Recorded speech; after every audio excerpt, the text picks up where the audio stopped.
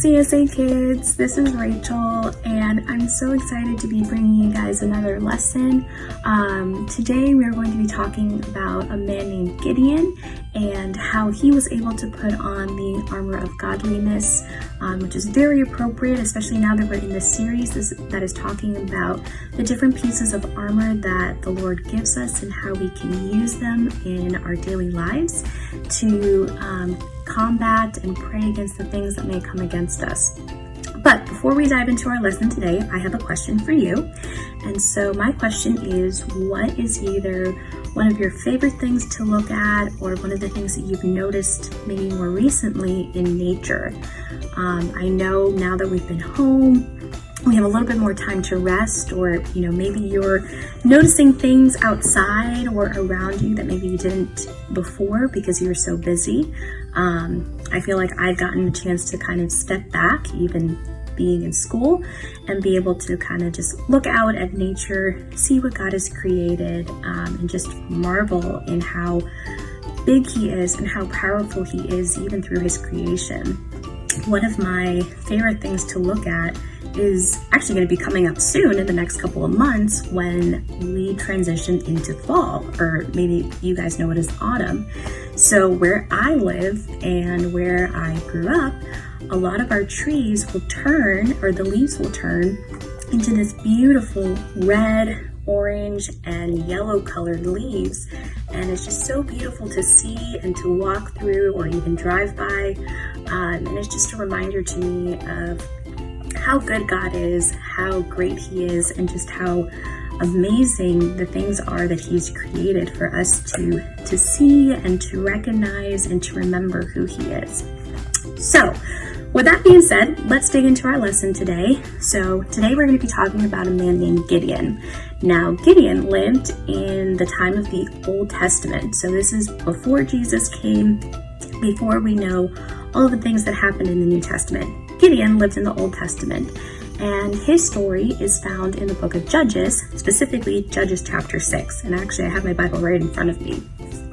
So God used Gideon in a couple of different ways. One of them was he was able to defeat an army, a really, really big army actually, with only a few men.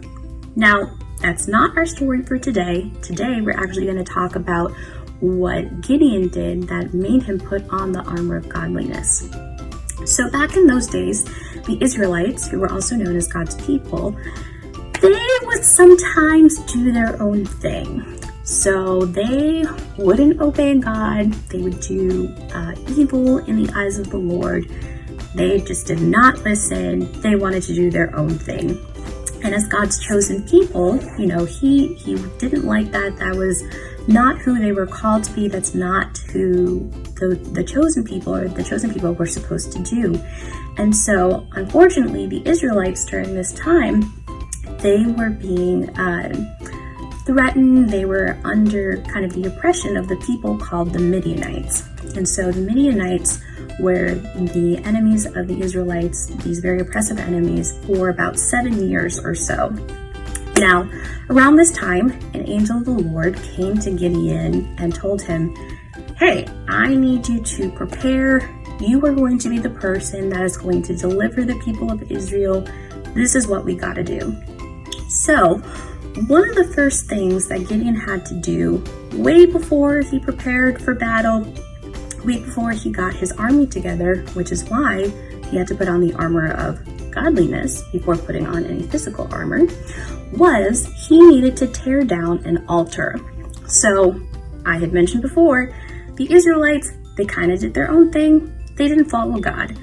Well, one of the things that they did, which was not very good, was they built altars to other gods, especially some of the gods of the neighbors or the neighboring tribes that were nearby them.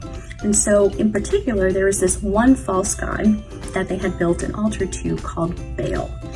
And so they had altars all around where they were, and they worshiped this false god instead of worshiping the one true God.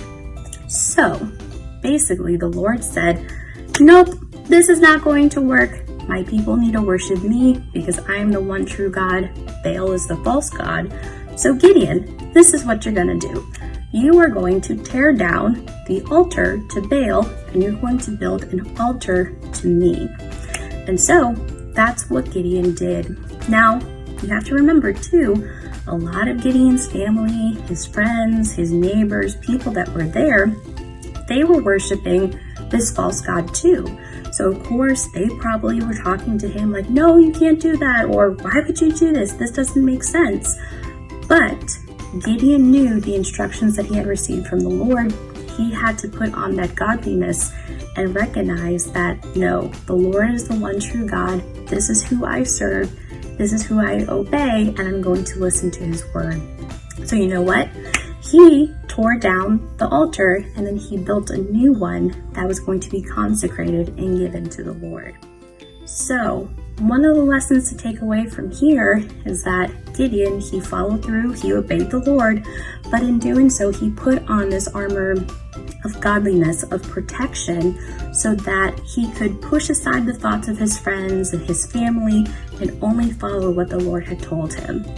And that's a very important thing for us to do, you know? Sometimes we get distracted by the noise and everything around us, but we want to be sensitive and be willing to listen to the voice of God and be able to obey his voice whenever he calls us.